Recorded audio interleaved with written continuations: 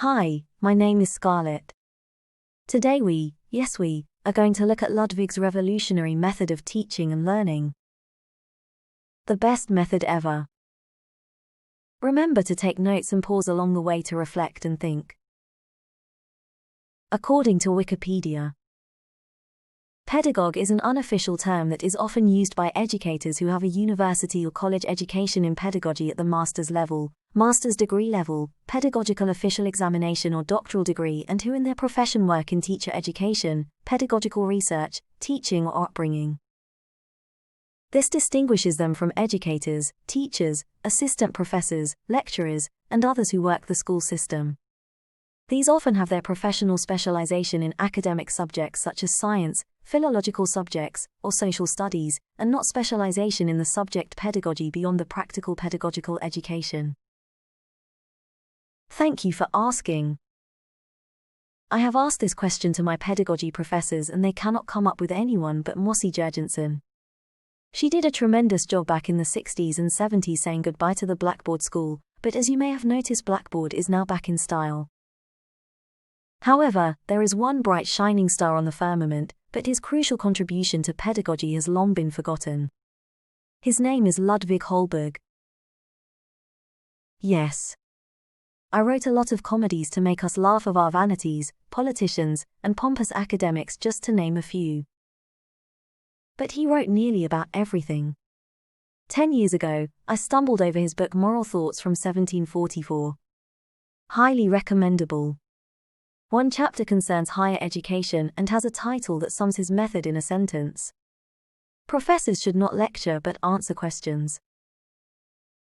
Yes, I have used it for years. But to answer this question more thoroughly, I will read you a small dialogue article I wrote in excitement to share Ludvig's method with everyone. If you do not have the patience to listen, you can skip this and jump to the conclusion. Dear Ludvig Holberg, thank you for your letter. You can excuse me for not answering in Danish, but in a Cordovals called Norwegian bokmål. I hope you understand anyway. It is nice you think it's great that we have got one, and soon two, universities in your hometown. In this connection, you want to share your thoughts on teaching methods. It fits very well, because now we have an ongoing debate about the form and content of the lectures. I sent your very fresh and radical thoughts to the students, but they did not fully understand your language. They thought it was old-fashioned and inaccessible. I have therefore translated your views into a slightly more modern language. In addition, I have allowed myself to comment on your suggestions from the present point of view. Apart from this reminder of the use information, I have made several others that I do not want to repeat. I will only be allowed to produce a new project that I have thought of and that I subject to the corrections of others. I feel as competent as countless other project makers who have neither age nor experience. Great Ludvig. After Reform 94, the knowledge promotion and various other well-meaning measures, we absolutely need a second opinion. Fire away. This is my suggestion. I have noticed that the daily lectures are of little or no use. They are used only by a few people, either out of sheer curiosity or to get to know the teachers rather than to get instruction. At these lectures, they also do not get to hear what they demand to know, but what it pleases the lecturer to talk about. Not to mention that these days books have been written on all subjects. Young people can read books that have been prepared with greater diligence than what has been rushed and read in a hurry. Yes, I can agree that the lectures can be poorly attended, and that I often talk about what pleases me.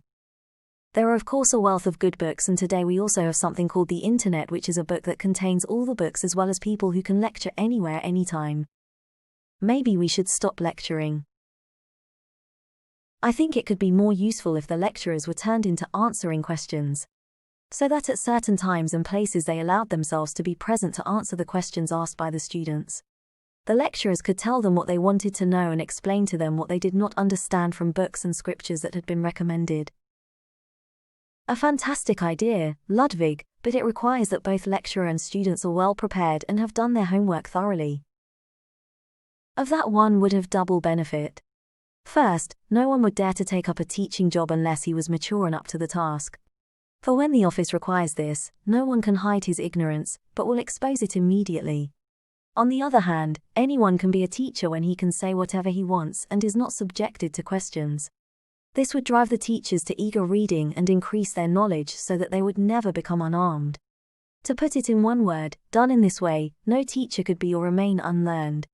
When it comes to students, the benefit is that they are taught things they themselves want to know and can loosen the knots that they themselves are unable to loosen.